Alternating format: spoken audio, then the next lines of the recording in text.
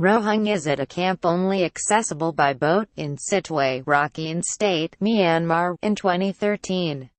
Matthias Ike, Flickr, CCBYSA by Nafiz Ahmad, South Asian University. More than 90,000 Rohingyas, victims of a new surge of violence in Myanmar, are fleeing the country and pouring into Bangladesh, while 30,000 people are still trapped near the border. At the same time, the government of the Prime Minister of India, who is due to visit Myanmar this week, has announced that 40,000 Rohingya refugees are to be deported. A plea against this decision, made by two Rohingya asylum seekers in Delhi, is being reviewed by India's Supreme Court. According to those supporting the government move, deporting the Rohingya refugees is necessary as their continued presence would encourage Islamic fanaticism. Newspaper columns have argued that the crisis in Myanmar has become a terror concern for India. But how can India, a country which has hosted refugees ever since its foundation as a nation, deport thousands of people based on their ethnicity and faith? India's refugee policy could provide further insight. India has been hosting large numbers of refugees without any specific law in place since 1971, when a massive flow of people came from war-torn Bangladesh. It relied on the United Nations High Commissioner for Refugees (UNHCR) recommendations, or what is also called customary international law. According to the UN data, India takes in between 150,000 to 200,000 people a year. In the first half of 2014, the UN Refugee Agency counted more than 2 million people as refugees living in India. They arrived during peak migration crises and conflicts, including partition in 1947, the Tibet crisis of 1959, the creation of Bangladesh 1971, civil wars in Sri Lanka and wars in Afghanistan. Refugees not only come from devastated neighbors but also from African and Middle Eastern countries such as Congo, Eritrea, Iran, Iraq, Nigeria, Rwanda and Somalia. To counter such flows, the Indian government developed a new strategy last year. It has proposed amending the Citizenship Act of 1955 and make the naturalization process easier, except for displaced persons of Muslim faith. The new bill would indeed benefit people belonging to Buddhist, Christian, Hindu, Jain, Zoroastrian and Sikh faith, which are considered minority religions in their countries of origin, such as Afghanistan, Bangladesh, and Pakistan, but not Muslims persecuted in their countries of origin, such as the Burmese Rohingyas.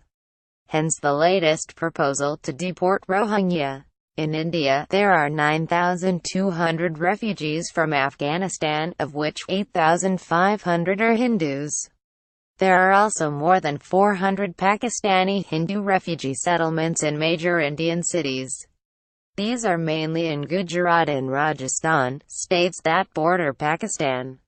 Other groups who could benefit from the new special status comprise indigenous tribes such as Buddhist Chakmas and Hindu Hajongs from Bangladesh. Yet, Muslim minorities are also regularly mistreated and seek refuge. Ahmadiyya Muslims, who follow a 19th-century prophet Mirza Ghulam Muhammad, face persecution in Pakistan and in Bangladesh. Similarly, Hazaras, mainly found in Afghanistan and Pakistan, are persecuted. In today's Myanmar, Rohingya Muslims face the wrath of right-wing Buddhist monks and ideologists. In Sri Lanka, Tamil Muslims are also discriminated against by hardliners who want to impose a Buddhist supremacy. People from such backgrounds have fled to India. But, according to the new bill, they will not be granted refugee status. Even 14,000 Rohingyas officially registered with the UNHCR could be deported if they are dubbed illegal by the Indian government. The new proposal infringes the right to equality guaranteed under Article 14 of the Constitution of India. This prohibits discrimination on the grounds of race, religion, caste, creed, sex or place of birth. It contradicts other fundamental freedoms too. For example, India grants full protection and assistance through the UNHCR to people non-Muslims from Sri Lanka and Tibet, helping them to get documents with a range of legal benefits. On the other hand, refugees from Myanmar, Palestine, and Somalia are seldom helped. Instead of being pointed to as the country that deported thousands of helpless people such as the Rohingyas, India could actually become a model for South Asia with regard to the treatment of refugees. For instance, it could use the auspices of the South Asian Association for Regional Cooperation (SAARC) to consider the January 2004 South Asian Declaration on the Refugees and Eminent Persons Group's proposal that formulated an ideal law respecting global human rights standards. Based on international conventions and on 1984 Cartagena Declaration on Refugees, it expanded the definition of refugee. And India needs a law with a faith-free definition of refugee status to ensure all can be granted security in the world's most religiously diverse country. Nafiz Ahmad is an assistant professor, South Asian University. This article was originally published on The Conversation. Download.